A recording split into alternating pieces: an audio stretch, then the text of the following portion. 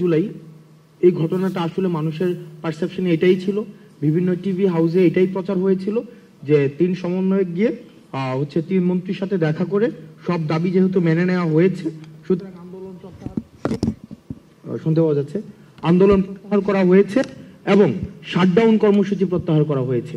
এটা ছিল নিউজ। এবার চলেন পিছনের ঘটনাটা দেখি, যেটা আপনাদেরকে জানানো হয় নাই।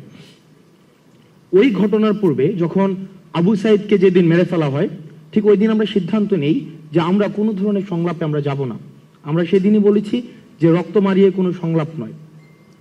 সেদিন রাতের বেলা ডিজিএফআই এর একটা টিম আমার বাসায় আসে, সায়েন্স ল্যাবে আসে।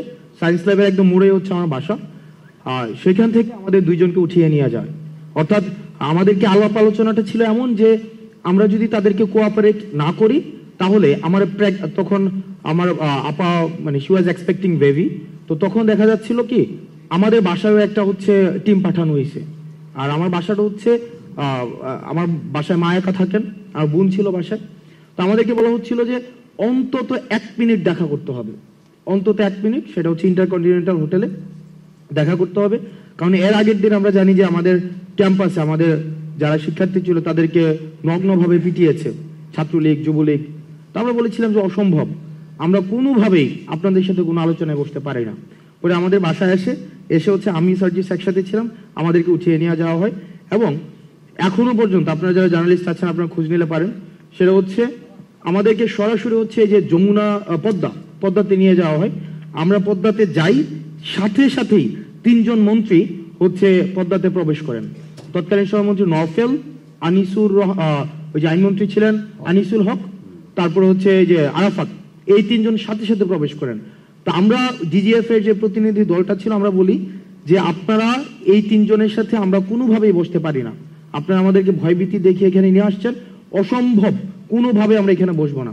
পরে ডিজিএফ এর তৎকালীন যিনি চিফ ছিলেন মেজর জেনারেল হামিদ, উনাকে পরে সরিয়ে দেওয়া হয়েছে, উনিও আসেন এবং উনার যেই পরবর্তী DF1 বা উনাদের যেই হায়ারার্কি থাকে সবাই ওখানে আসেন ওই পদ্মার মধ্যে। দেন আমাদেরকে একরকমের ভার্বালি ফোর্স করতে থাকেন যে আমাদের ওনাদের সাথে কথা বলতেই হবে। আমরা বলিনি। পরে হচ্ছে ওনারা আমাদেরকে যেহেতু কনভিন্স করতে পারছে না, পরে ওই 3 মন্ত্রীকে 30 মিনিটসের মধ্যে বলে যে ওরা বসবে না। পরে আমাদের সামনে দিয়ে আবার হচ্ছে ওনারা চলে যান। আমরা ওনাদের এন্ট্রেন্সটাও দেখি, এক্সিটটাও দেখি, মানে আমরা 2 জন কোনোভাবেই কনভিন্স হই না। তো যেহেতু আমাদেরকে কথা ছিল আমাদেরকে বাসায় ফেরত দিয়ে যাবে, ওই দিন আমাদেরকে আর বাসায় ফেরত দেয়নি। তখন আমাদেরকে একটা সেফ হোমে নিয়ে যাওয়া হয়। সেফ হোমটা এখনো আছে কিনা আমি লোকেশন দিচ্ছি, সেটা হচ্ছে যে আমাদের মৎস্য ভবনের অপোজিট সাইডে আন্তর্জাতিক মাতৃভাষা ইনস্টিটিউট। বাইরে থেকে কোনোভাবেই বোঝা যাবে না যে এটা একটা ডিজিএফআই এর সেফ হোম। বাইরে থেকে মনে হবে এটা পরিত্যক্ত বাড়ি, কিন্তু আপনি যখন ভিতরে প্রবেশ করবেন দেখবেন সেখানে মডার্ন এমিনিটিস সবকিছুই সেখানে অ্যাভেলেবেল, কনফারেন্স রুম রয়েছে, সবকিছু রয়েছে। সেখানে আমাদেরকে সন্ধ্যাবেলায় নিয়ে যাওয়া হয়। দেন পরবর্তী 2 দিন আমাদেরকে সেখানে মানে আটকে রেখে যত ধরনের ফোর্স করা যায়, ভার্বালি, ফিজিক্যালি, যত ধরনের। এবং রাষ্ট্রে এমন কোন আইন প্রয়োগকারী সংস্থা নেই যারা আমাদের সাথে ওই সেফ হোমে বসে নাই।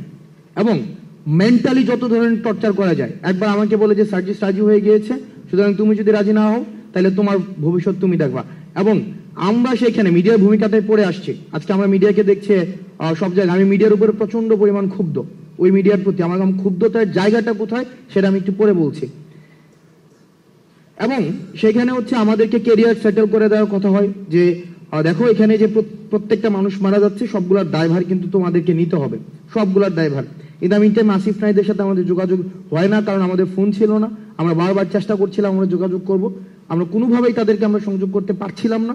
তো আমাদেরকে বারবার বলা হচ্ছে যে বিদেশে, এবং আমাদেরকে বলা হচ্ছে যে দেখো তোমরা যদি একটা সেটেলমেন্টে আসো, তোমাদের যে কেরিয়ার ওই কেরিয়ার হচ্ছে আমরা সেটেল করে দেবো, তোমাদের বিদেশে বলো দেশে বলো যাই বলো না কেন। এবং ওনারা আমাদেরকে বলছিলেন এই ভদ্রলোকের কেরিয়ার অলরেডি সেটেলড, কিন্তু আমরা কোনোভাবেই নেগোসিয়েশনে যেতে চাচ্ছিলাম না এবং আমরা কোনোভাবেই বসতে যাচ্ছিলাম না।